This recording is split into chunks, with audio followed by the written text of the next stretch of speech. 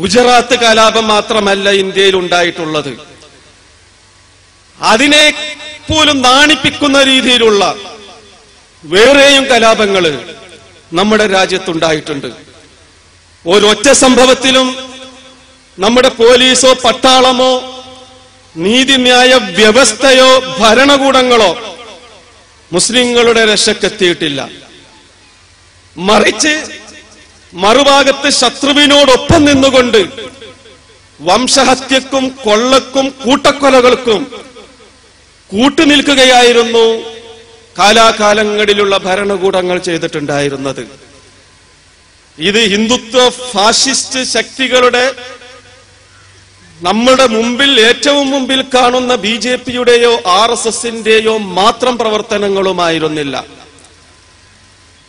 നമ്മളുടെ പൊതുസമൂഹത്തില് വെളുത്ത കുപ്പായമിട്ട് നടക്കുന്ന ധാരാളം ആളുകള്, കാവിക്കുപ്പായക്കാർ മാത്രമല്ല സഹോദരിമാരെ, വെളുത്ത കുപ്പായക്കാരായിട്ടുള്ള ആളുകളും ഈ കൂട്ടക്കൊലകളിലും വംശഹത്യകളിലും ആവേശത്തോടുകൂടി പങ്കുവഹിച്ചിട്ടുണ്ട്.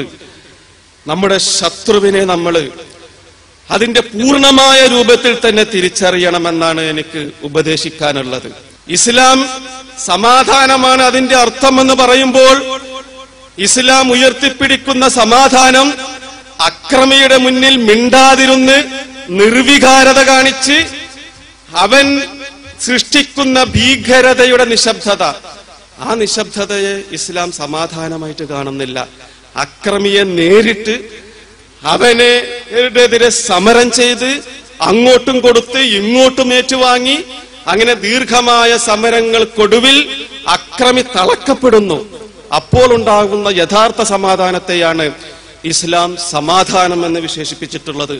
അല്ലാത്തതിനെയൊക്കെ ഫസാദ് എന്നാണ് അള്ളാഹു പറയുന്നത്.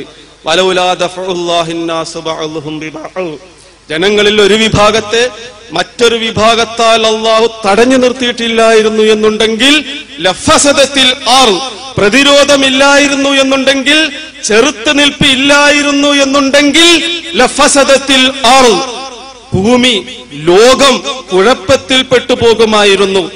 അതല്ലേ സഹോദരന്മാരെ മനുഷ്യന്റെ ചരിത്രത്തിൽ നമുക്ക് കാണാൻ സാധിക്കുന്നത്?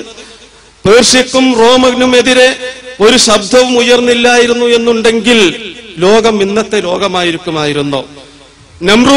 നമ്രൂദിനെതിരെ ശബ്ദം ഉയർന്നില്ലായിരുന്നു എന്നുണ്ടെങ്കിൽ ലോകം ഇന്നത്തെ ലോകമാകുമായിരുന്നോ? ഫറോവക്കെതിരെ ശബ്ദം ഉയർന്നില്ലായിരുന്നു എന്നുണ്ടെങ്കിൽ ലോകം ഇന്നത്തെ ലോകമാകുമായിരുന്നോ? ആകുമായിരുന്നില്ല. കൈസറിനും സീസറിനുമെതിരെ ശബ്ദം ഉയർന്നില്ലായിരുന്നു എന്നുണ്ടെങ്കിൽ ഇന്നത്തെ ലോകത്തെ നമുക്ക് കിട്ടുമായിരുന്നില്ല. അപ്പോൾ ഒരു പുതിയ ലോകത്തെ ലഭിക്കണമെന്നുണ്ടെങ്കിൽ, യഥാർത്ഥ സമാധാനത്തിന്റെ ലോകത്തെ ലഭിക്കണമെന്നുണ്ടെങ്കിൽ തീർച്ചയായും ചെറുത്തുനിൽപ്പ് ആവശ്യമുണ്ട്.